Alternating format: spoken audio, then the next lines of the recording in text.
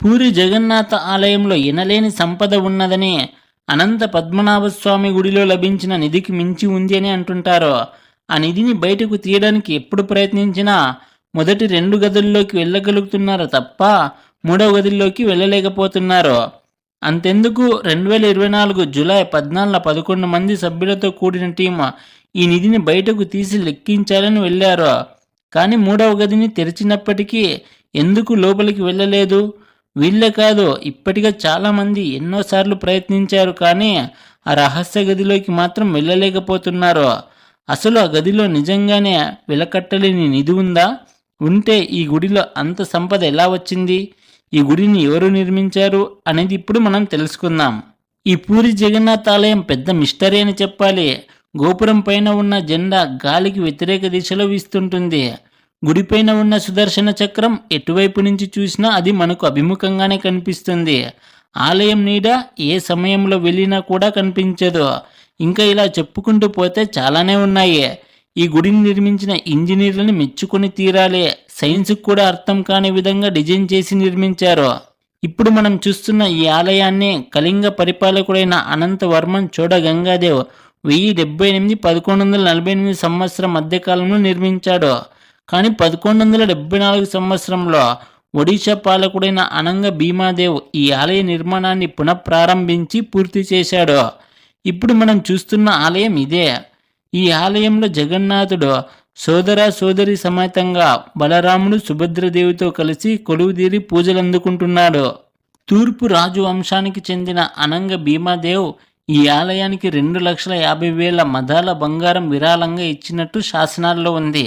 మద అంటే 5.83 గ్రాములు. తర్వాత 1466లో పూరి రాజు కపిలేంద్ర దేవుడు తూర్పు దక్షిణ రాష్ట్రాలను జయించి భారీ సంపదను ఏనుగుల ద్వారా తీసుకువచ్చి ఈ జగన్నాథుడికి సమర్పించాడు. వీరే కాదు, సూర్య వంశానికి చెందిన రాజులు, బోయి వంశానికి చెందిన రాజులు, నేపాల్ పాలకులు ఇలా 1200 నుండి 1800 సంవత్సరాల వరకు ఈ జగన్నాథుడికి విరాళంగా ఇచ్చిన సంపదతో ఈ జగన్నాథుడి దగ్గర ఎనలేని సంపద చేకూరింది. తరువాతి కాలంలో మన దేశానికి వచ్చి ఆలయాల్ని కొల్లగొట్టి నిధులను దోచుకెళ్లడం జరుగుతూ ఉండడంతో అప్పటి రాజు ఈ సంపదను భద్రంగా ఉంచడానికి 3 రహస్య గదులను ఏర్పాటు చేసి అందులో భద్రపరిచాడు. ఈ గదులను 11.78 మీటర్ల ఎత్తులో, 8.79 మీటర్ల పొడవు, 6.474 మీటర్లు వెడల్పుతో ఏర్పాటు చేశాడు. ఈ నిధిని చూడడానికి ఎప్పుడు వెళ్ళినా 2 గదుల్లోకి మాత్రమే వెళ్ళగలుగుతున్నారు తప్ప మూడవ గదిలోకి వెళ్ళలేకపోతున్నారు. ఈ గదులు మందిరానికి ఉత్తర దిశలో క్రింది భాగాన ఉన్నాయి. మొదటి గది తెరవడానికి ఒక తాళం చెవి సరిపోతుంది. ఈ మొదటి భాండాగారంలో ఉన్న నగలను పండుగలకు, జాతరలకు ఉపయోగిస్తూనే ఉంటారు. ఈ మొదటి గదిని తరచూ తెరుస్తూనే ఉంటారు. ఈ గదిని బాహార్ భాండర్ మరియు వెలుపల గది అని కూడా అంటుంటారు. రెండవ గది బీతర్ భాండార్ లేక లోపలి గది అంటుంటారు. దీనికి 3 తాళం చెవులు ఉంటాయి. దానికి సంబంధించిన కీస్ ఒకటి కలెక్టర్ దగ్గర, ఒకటి పూరి జగన్నాథ ఆలయ కమిటీ వారి దగ్గర, 3వ కీ పూరి రాజవంశీయుల దగ్గర ఉంటుంది. ఇందులోని సంపదను 1805లో పూరి కలెక్టర్ చార్లెస్ గ్రోమ్ లోపలి గదిలో నిల్వ చేసిన ఆభరణాల జాబితాలను రూపొందించి భద్రపరిచాడు. ఆయన రాసిన లెక్కల ప్రకారం 128 బంగారు నాణేలు, 1297 వెండి నాణేలు, 106 రాగి నాణేలు, 24 పురాతన బంగారు నాణేలు ఉన్నాయని ప్రచురించాడు. కానీ 3వ గది గురించి ప్రస్తావించలేదు. ఇక ఈ 3వ గది రహస్య గది.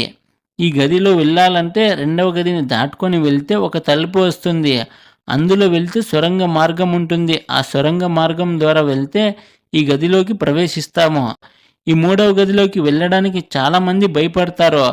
ఎందుకంటే ఈ రహస్య గదికి కాపలాగా భీమ్లాదేవి, లక్ష్మీదేవి కాపలాగా ఉన్నారని, అలాగే ఆ దేవాలయ సంరక్షకుడు లోకనాథుడు కూడా ఆ రహస్య గదికి రక్షణగా ఉన్నాడని కథలుగా చెప్పుకుంటారు. ఈ రహస్య గదిలోకి ప్రవేశించడానికి వెళ్ళినప్పుడు ఏదో పెద్ద పాము బుసలు కొడుతున్న శబ్దం రావడంతో అందరూ వారి ప్రయత్నాన్ని విరమించుకున్నారు. కానీ బ్రిటిషర్స్ మాత్రం ఎలాగైనా ఈ రహస్య గదిలోకి వెళ్ళి తీరాలని 1902లో ఆ సొరంగ మార్గం ద్వారా ఒక వ్యక్తిని లోపలికి పంపించారు. కానీ ఆ వ్యక్తి వెనక్కి తిరిగి రాలేదు. ఏమైనాడో కూడా తెలియదు. అంతే, అప్పటి నుండి ఎవరు వెళ్ళడానికి సాహసించలేదు. 1960 అక్టోబర్ 27న శ్రీ జగన్నాథ ఆలయ పరిపాలన చట్టంలో కొన్ని నియమ నిబంధనలు రూపొందించారు. ఆ నిబంధనల ప్రకారం ఆ రత్న భాండార్ బాధ్యతలను ఆలయ కమిటీకి అప్పజెప్పారు. ఈ గదిని తెరవాలి అనుకున్నప్పుడు ఖచ్చితంగా ప్రభుత్వం అనుమతి తీసుకోవాలి. అలాగే ప్రతి 3 లేదా 5 సంవత్సరాలకు ఒకసారి గదిని తెరిచి నిధిని లెక్కించాలి అని చట్టం రూపొందించుకున్నారు.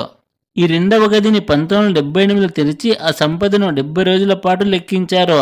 అయినప్పటికీ పూర్తిగా లెక్కించలేకపోయారు. కానీ అప్పుడు వారు రాసిన లెక్కల ప్రకారం 12,831 భారీల బంగారం, భారీ అంటే 11.66 గ్రాములు, 149.69 కేజీల బంగారు ఆభరణాలు, 22,513 భారీల వెండి, 258 కేజీల వెండి ఉన్నట్లు లెక్కల్లో ఉంది. తర్వాత 1985లో తీసినప్పటికీ లెక్కించలేదు. ఇలా ఎన్నిసార్లు వెళ్ళినా రెండవ గది వరకు మాత్రమే తనిఖీ చేస్తున్నారు తప్ప ఈ మూడవ గదిలోకి వెళ్ళడానికి ఎవరూ సాహసించట్లేదు. 2018 ఏప్రిల్ 4న హైకోర్టు ఆదేశాల మేరకు పురావస్తు శాఖ నిపుణుల బృందం గది తెరిచేందుకు వెళ్ళింది. కానీ ఒక తాళం చెవి కనిపించకపోవడంతో వారు అక్కడి నుండి వెనుతిరిగారు. ఇప్పుడు ఈ రత్న భాండాగార్ని హైకోర్టు రిటైర్డ్ జడ్జి విశ్వనాథ్ నేతృత్వంలో కూడిన టీంకు అప్పజెప్పడంతో డూప్లికేట్ తాళం తీసుకుని 2024 జూలై 14న 1:28కి రెండవ గదిలోకి వెళ్లారు. తర్వాత మూడవ గది తెరవడానికి ప్రయత్నించిన ఓపెన్ కాకపోవడంతో కట్టర్ సాయంతో కట్ చేసి డోర్ ఓపెన్ చేశారు. కానీ లోపలికి వెళ్లకుండా అలాగే ఆ డోర్ క్లోజ్ చేసి ఆ డోర్కి సీల్ వేసి వచ్చేశారు. ప్రచారంలో ఉన్న కథనాల ప్రకారం ఈ మూడవ గదిని చేరడానికి సొరంగ మార్గం ద్వారా వెళ్తే ఈ రహస్య గదిలోకి వెళ్ళవచ్చని అంటుంటారు. అందులో వెలకట్టలేని సంపద ఉందని, 1500 సంవత్సరాల క్రితం నాటి నిధి నిక్షేపాలు ఉన్నాయని ప్రచారంలో ఉంది. కానీ ఈ మూడవ గది రహస్య గదిని మిస్టరీని ఛేదించేది ఎవరు? చూద్దాం మరి. ఈ వీడియో ఎంతసేపు చూసినందుకు మీకు చాలా థ్యాంక్స్. మీరు ఈ వీడియోకి రేటింగ్ కూడా ఇవ్వచ్చు. బాగా నచ్చినట్లయితే 5, బాగుంది అనిపిస్తే 4, పర్లేదు అనుకుంటే 3, బాగాలేదనుకుంటే 2, ది వరెస్ట్ అనుకుంటే 1 ఇవ్వండి. మీ ఒపీనియన్ని కామెంట్ ద్వారా తెలియజేయండి. మీకు నేను చెప్పిన ఎక్స్ప్లెనేషన్ నచ్చితే లైక్ చేయండి. అలాగే మరిన్ని మంచి టాపిక్స్ కోసం ఎన్ఐకే ఛానల్ని సబ్స్క్రైబ్ చేసుకోండి.